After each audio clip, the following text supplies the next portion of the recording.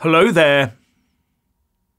These pharma products were hailed as wonderful by manufacturers and politicians alike, while, except for a concerned few, our medical practitioners and politicians pushed them for all they were worth.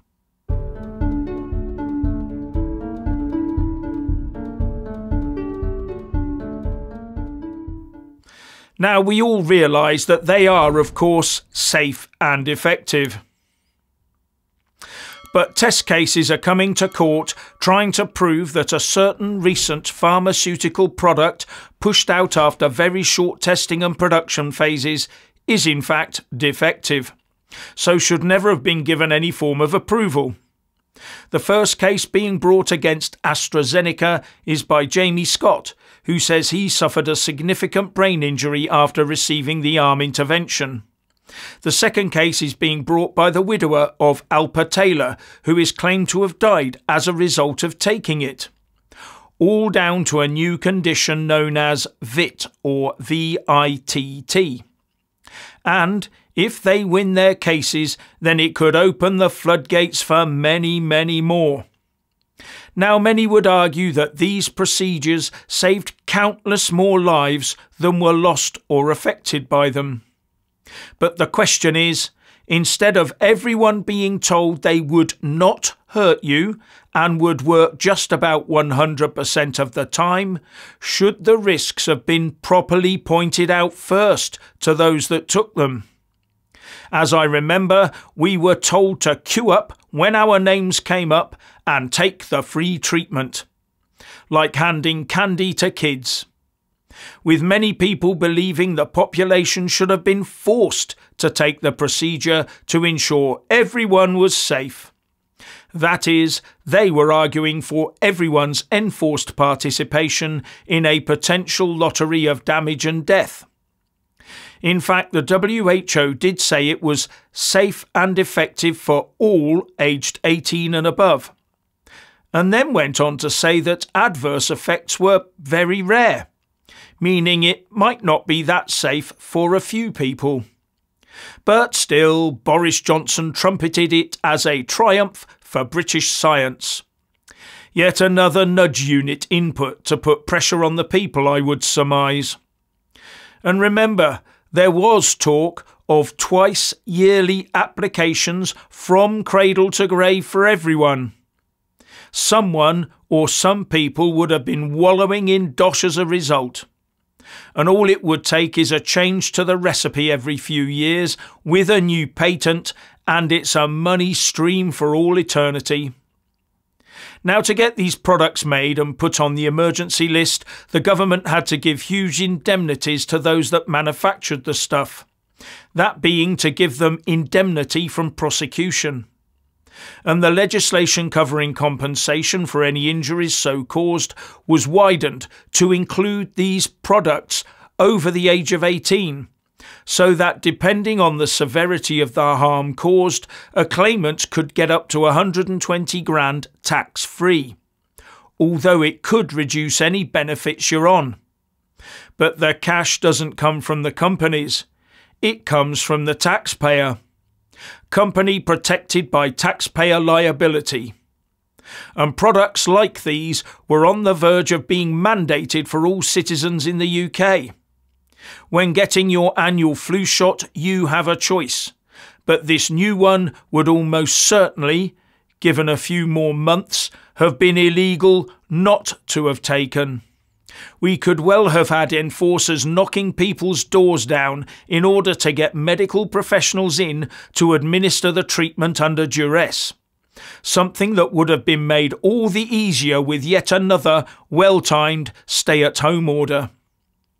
Now, the inquiry into this period of our history has lots of experts and politicians saying they did all they could, but it was other people that let the side down. And with one exception so far, I don't think anyone has owned up to doing anything wrong. That one exception was from the former Cabinet Secretary Mark Sedwill, who apologised for saying the government should encourage chicken pox-style parties, presumably to spread the problem widely and build up herd immunity. But everyone else, it seems, is doing all they can to shed any blame. Now, one drawback of an enforced treatment would have been there would have been no way of comparing the outcomes with people who did not take it, except for the small group on placebos within the initial tests. And that to me sounds dangerous. So there will be many execs in Big Pharma who are very unhappy with the Swedish response to the stay-at-home orders, for example, because we can see what happened there. But more and more people were shamed into taking the product on the basis of the greater good, as well as the basic one that you'd be dead by winter if you didn't take it. And all those people screeching that refuseniks must be physically held down and have it forced on them. That to me is basic physical assault, aggravated if it causes harm, and potential manslaughter or murder if death occurs. But those advocating this saw it as essential for the survival of the human race. Wonder what they feel today when they look in the mirror. Do they regret their outburst of personal instability? Or are they still seething over those that rebelled against the science? Are they annoyed that the overwhelming vast majority of those that refuse to roll their sleeves up are still alive and kicking? I bet some do.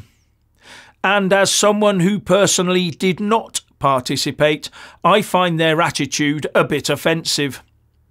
I looked at the figures being poured forth and made my own personal decision and used my bodily sovereignty to choose.